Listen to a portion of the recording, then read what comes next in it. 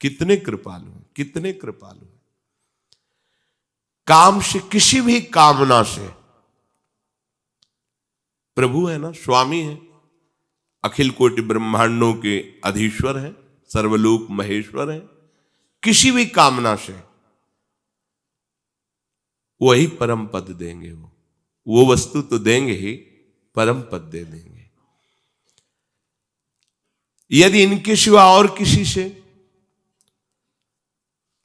जैसे कोई भी बड़ा से बड़ा देवता है, वो विधि विधान देखेगा आपका। अगर विधि में त्रुटि है तो आपका अनुष्ठान सफल नहीं होगा। सांगोपांग अनुष्ठान होना चाहिए और उसी के अनुसार आपको फल देगा।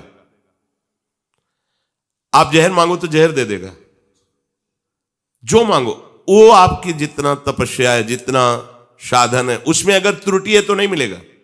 सांगोपांग अनुष्ठान हो, फिर जो चाहोगे दे देगा। पर हमारे प्रभु ऐसा नहीं करते, जो चाहोगे नहीं देंगे। तुम्हारा जिसमें मंगल होगा वही देंगे, अन्यथा नहीं देंगे। और त्रुटि हो जाने पर भी तुम्हारी अनुष्ठान की वृत्ति से फल नहीं देंगे। तुमने प्रभु के लिए प्रयास किया, अपनी कामना पूर्ति के लिए, प्रभु को वो इस बात पे रिज के अनुष्ठान से भी बढ़कर दे देंगे। इस राशि को सब कोई नहीं जानता, इसीलिए जल्दी प्रभु की शरण में नहीं होता। ये ऐसा करुणा में दरबार है, कहीं नहीं सुना, कहीं नहीं देखा।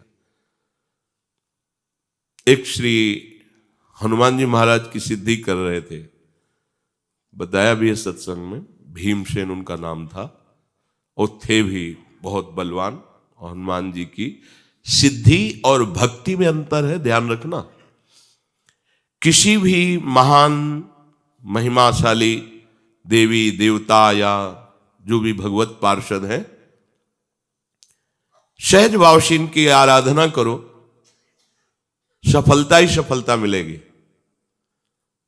वो आपको आगे बढ़ाते चले जाएंगे।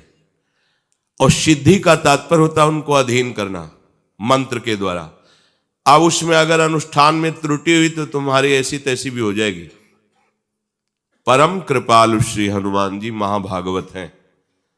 आप खूब भगवान के चरित्र सुनाइए, उनको नाम जप कीजिए, उनकी सेवा कीजिए। बड़ी से बड़ी त्रुटि हो जाने पर आपका मंगल नहीं होगा, मंगल भवन तक पहुंचा देंगे। पर यदि आप किसी मंत्र के द्वारा, हनुमान जी महाराज के जो मंत्र हैं उनके द्वारा आप उनको सिद्ध करके अपना चमत्कार दिखाना चाहे तो सांगोपांग होना चाहिए, नहीं फिर सब बिगड़ जाएगा। अब बहुत काल तक नियम निष्ठा में रहना कठिन होता है। उस समय बाल्यावस्था थी, तभी सुना था कि एक गांव पास में है, वो ब्राह्मण घर में जन्मे थे और मंत्रों का उनको ज्ञान था। अनुष्ठान हनुमान जी का कर रहे थे सिद्धि का। खंबे में बांधे गए, देख रहे हैं, जंजीर से, लोहे की जंजीर से खंबे में बांधे, ऐसे पेशाब करते, ऐसे डालते, ऐसे फेंकते, पागल एकदम। महाशक्ति संपन्न श्री हनुमान जी को मंत्र के द्वारा तुम अधीन करके अपनी कामनाओं की पूर्ति। आप उनकी सेवा करो, सियाराम नाम का कीर्तन सुनाओ, प्रभु के चरित्र सुनाओ। स्वयं अष्ट सिद्धि नौ निधि के दाता है वो कृपा कर देंगे। एक से एक सिद्धि आप में प्रकट, उनको अधीन प्रेम से ही किया जा सकता है। आप शक्ति के द्वारा तो फिर सांगोपांग पास होना पड़ेगा। एक बहुत बड़े महात्मा के गुरु भाई, वो श्री आद्याशक्ति त्रिपुर सुंदरी भगवती की उपासना की, श्री राधा बाबा ने भी की, पर उनकी प्रसन्नता के लिए किया राधा बाबा ने, कोई मांग नहीं की। आपकी कृपा से श्री कृष्ण हमें प्रीतम रूप में प्राप्त हो। गोपी जनों ने भी आद्याशक्ति कात्यायनी की उपासना बाबा ने भी की, पर वो इस भाव से नहीं कर रहे थे, वो दैवी शक्ति को सिद्ध करने की भावना से कर रहे थे। और बहुत सावधानी, जो बड़े महात्मा थे उन्होंने उनको कहा कि देखो आप आग में कूदने जा रहे हो, मां भाव से करोगे तो वो दुलार करते हुए सारी कामनाएं पूर्ण करती रहेंगी। और शक्ति को अधीन करने की बात सोचोगे तो आपको कसौटी में कसना पड़ेगा। उनका हम तैयार है। बहुत अल्प दूध लेकर के मंत्र का जाप, उतने ही मंत्रों का हवन, और उस भवन में किसी का प्रवेश नहीं। बड़ी सावधानी से कर रहे थे। जब उनकी सिद्धि का समय आया तो एक मक्खी उनके आसपास घूमी। माता जी का एक नाम भ्रामरी है। इतनी भनभनाट पैदा हुई कि दिमाग कहना कंट्रोल के बाहर हो गया, क्योंकि दैवी शक्ति थी। अब बेटा हो तो मां मां पुकारे, लेकिन वो तो अधीन करना चाहते थे शक्ति का, दिमाग का। सामने देखा अत्यंत सुकुमार अवस्था और एक सुंदरी खड़ी है। पूज्य भाव हट गया। जो भी पूज्य भाव हटा से या देवी सर्वभूतेषु बुद्धि रूपेण, गायब बुद्धि, बुद्धि खत्म। जो एक फुटपाथ में ऐसे पागल जैसे घूमता है, स्थिति हो गई, खत्म। तो जो दैवी शक्तियां हैं, बड़े बड़े देवता हैं, ये मंत्र के अधीन है। ऐसा नहीं, मंत्र के अधीन है। अगर सांगोपांग अनुष्ठान हो गया, जितना मंत्र का अनुष्ठान होता है, तो आपकी कामना पक्की सिद्ध कर देंगे। अगर उनको अधीन करना है कि बोले इनके ऐसा, इनकी अमुक शक्ति अधीन है, अमुक शक्ति अधीन, ये हमने दर्शन भी किए हैं, भ्रमण में बड़े अनुभव हुए हैं। एक जगह गायत्री माता का जो सिद्ध भाव है उनको प्राप्त था। तो ऐसे ही हजारों की लाखों की सभा लगती थी। ऐसे कर देते तो ऐसे खर खर खर कर सोने चांदी के सिक्के गिरते ऐसे। ये सब दैवी शक्तियों के चमत्कार। अगर आप निष्काम भाव से गायत्री जप करेंगे तो श्री कृष्ण प्रेम प्रदान कर देंगी, क्योंकि गायत्री कृष्ण स्वरूपा ही है। भाव अलग अलग है। यहां कह रहे कि जो देवताओं का सकाम भाव से अनुष्ठान करते हैं, अगर अनुष्ठान की पूर्ति ठीक हुई तो आप जो चाहते हैं वो दे देंगे आपको। परिणाम क्या होगा कोई मतलब नहीं। तुम्हारा परिणाम क्या होगा, उनका परिणाम क्या होगा, इसका भी मतलब नहीं। आपके पास है तप रूपी धन, उतना कर लो। अब आप देखो, औरों की तो बात जाने दो, देवादिदेव महादेव, वो असुर शकुनि पुत्र विरकासु, नारद जी से पूछा ऐसा कोई देवता बताओ जो झटपट सिद्ध हो जाए, प्रसन्न हो जाए, हमें वरदान दे दे।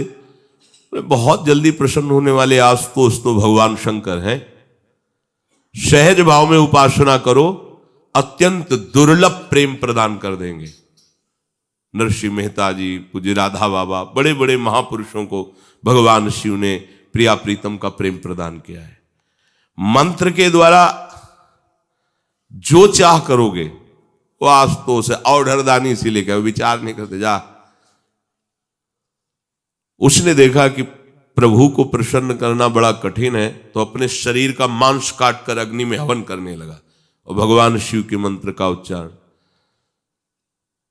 भगवान शिव प्रकट हुए और कहा, काहे भाई ऐसा कष्टप्रद कार्य कर रहे हो, हम तो एक अंजुलि जल में प्रसन्न हो जाते हैं, क्या चाहिए? बोले महाराज जिसके ऊपर हाथ रख दो वो भस्म हो जाए। अगर हरि से ऐसा मांगते तो डांट कर हरि अंतर ध्यान हो जाते हैं, जिसके ऊपर हाथ रख दे ऐसा। पर वो तो आशुतोष और डरदाली मगन रहते हैं हरि प्रेम में, दुनिया से मांग जाओ तथास्तु। उसने सोचा परीक्षा पहले गुरु से ही करनी चाहिए। इन्हीं के ऊपर हाथ रख देते भस्म हो जाएंगे तो कैलाश का वैभव हमारा हो गया। वो बुद्धि होती है। भगवान शिव भागे, भगवान शिव अपने ही वरदान से। अब वो भगवान शिव के जब देखा कि अब उसको आसुरी शक्ति से वो भी संपन्न था, भगवान जैसे भागते वैसे ही वो पीछे भागता। वो सोचा बचा सकते हैं तो इस संकट से, भगवान शंकर इस संकट से अगर बचा सकते हैं तो श्री हरि बचा सकते हैं। अंदर से चिंतन किया, हरि संभालो आके। तो बस बीच में ही प्रकट हो गए। प्रणाम प्रकाशु जी। हमें कौन प्रणाम को, प्रभावशाली भगवान के वचन, इनके पीछे भग रहे हो? हाँ हाँ, क्यों? इन्होंने वरदान दिया है कि जिस पर हाथ रख दोगे भस्म हो जाएंगे, तो हम इन्हीं को। अरे बोले तुम्हें विश्वास है? दक्ष ने इनको साप दिया था।